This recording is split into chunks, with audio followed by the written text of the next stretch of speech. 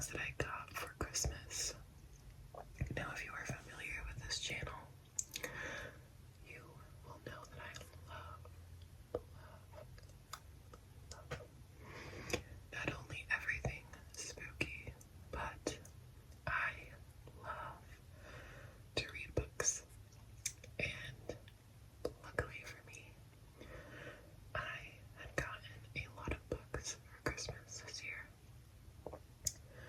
And they have a lot of wonderful sounds that we can enjoy today. So, I have not read any of these books, so I will just be tapping on them and reading the backs of them. So, let's get into it. First up, we have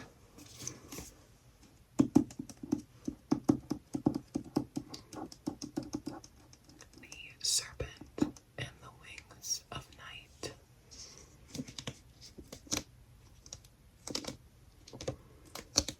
I have never read this book, but this is a beautiful cover.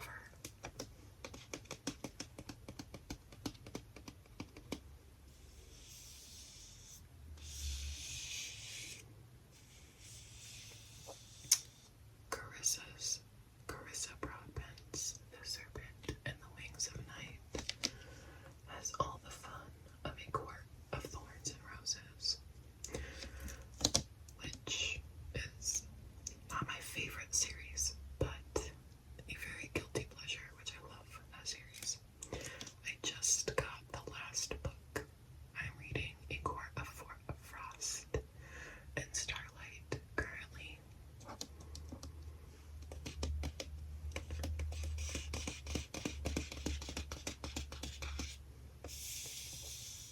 So,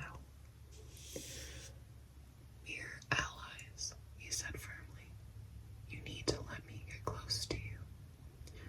My heart beat faster, faster, faster. My throat was thick, my skin slick. No, I said, as calmly as I could manage. I don't. A realization shifted in his face. You are afraid of me. No, I wasn't, I told myself. Fear did not exist. Fear is just a collection of physical responses. But I wasn't fooling anyone. Of course he could feel my heartbeat. Of course he could smell the rush of my blood.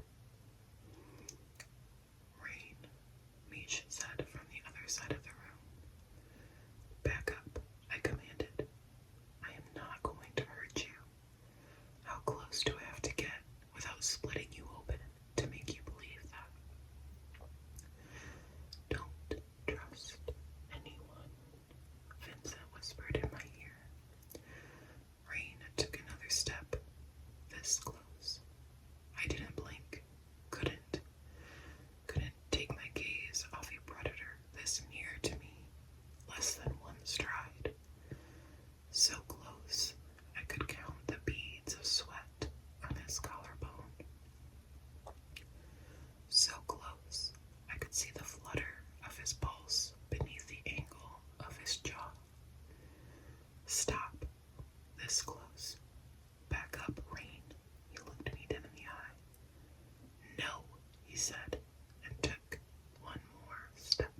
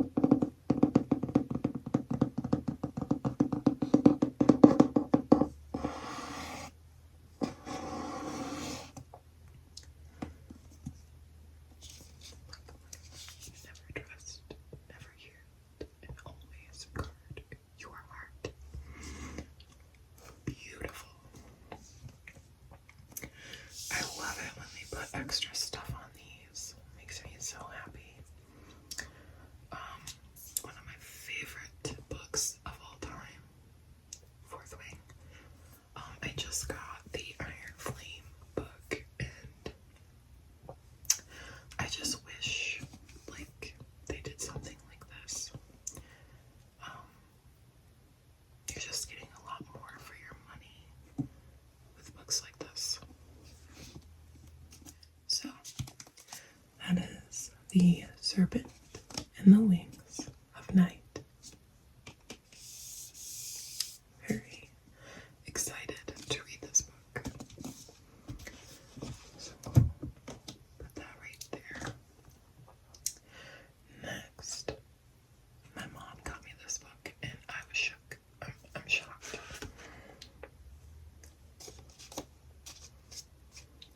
What Moves the Dead by T. Kingfisher. I'm a friend of the ushers, I say. The servant nodded gravely at this information. Would you like to come inside? Yes, I said, aware that I was lying.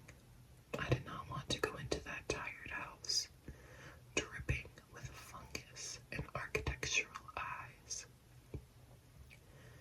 But Madeline had summoned me, and here I was. A gripping and atmospheric reimagining of Edgar Allan Poe's The Fall of the House of Usher, from Hugo, Locus, and Nebula award-winning author T. Kingfisher. T. Kingfisher spins biting wit, charm, and terror into a tale that will make your skin crawl. Poe would be proud. I love this cover. I am shocked that my mother, who is a very heavy, devoted Christian, would think to buy this. I am an avid reader of Edgar Allan Poe's works. I have them all, every single one. And I am so excited to read this. Now, there is The Fall of the House of Usher on Netflix, which I highly recommend. I'm assuming that most of you are spooky, like myself. And it is phenomenal. I'm so excited to read this book. It looks so spooky. Which I haven't even opened it really yet. A fluid Technicolor reimagining of Poe's The Fall of the House of Usher that takes no prisoners, not to be missed. When Alex Easton, a retired soldier, receives word that their childhood friend Madeline Usher is dying, they race to the ancestral home of the Ushers in the remote countryside of Ruritania. What they find there is a nightmare of fungal growths and possessed wildlife surrounding a dark, pulsing lake.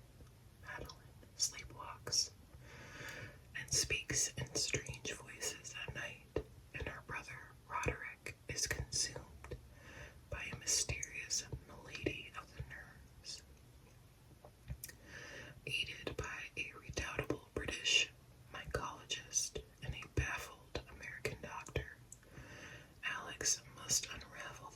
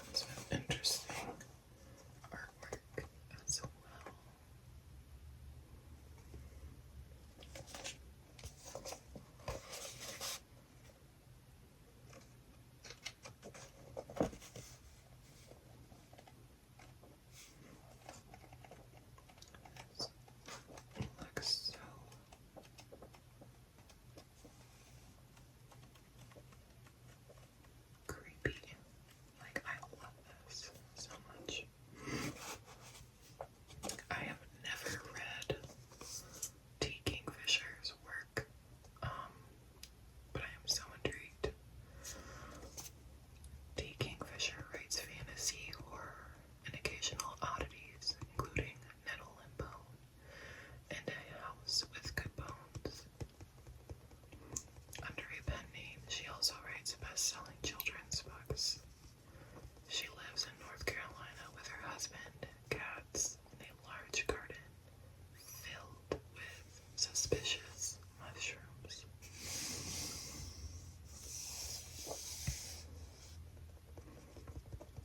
This will be a fun, spooky read. I'm excited.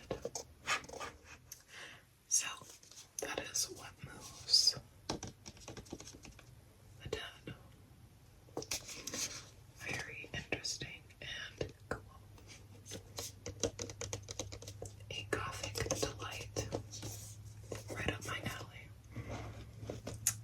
Next, we have the Scarlet Alchemist. Just admire this book cover, which is gorgeous, absolutely beautiful, visceral to the core. Even once you've turned the last page, you'll still be entrenched within the dazzling world running with gold and blood.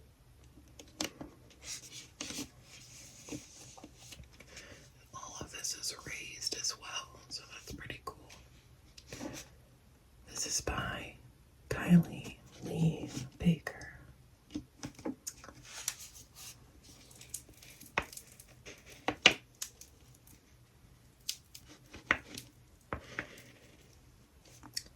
The principal rule of alchemy: you cannot create good without also creating evil.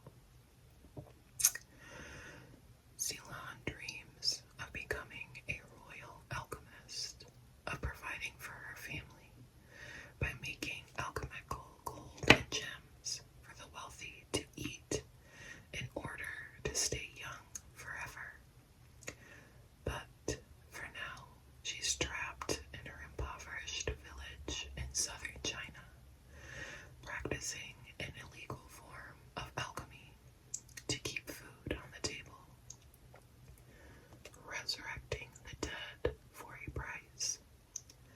When Ceylon finally has the chance to complete her imperial exams, she ventures to the capital to compete against the best alchemists in the country, and tasks she'll be lucky to survive, let alone pass.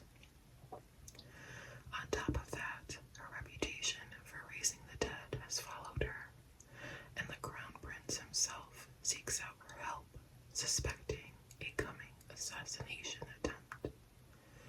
The more Ceylon succeeds in her alchemy, the more she gets caught in the dangerous political games of the royal family.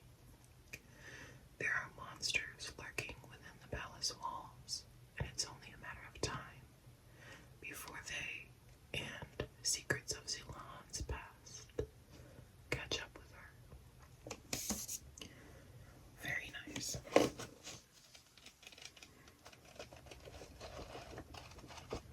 This one's pretty straight forward. No surprises, really. And just black for the cover.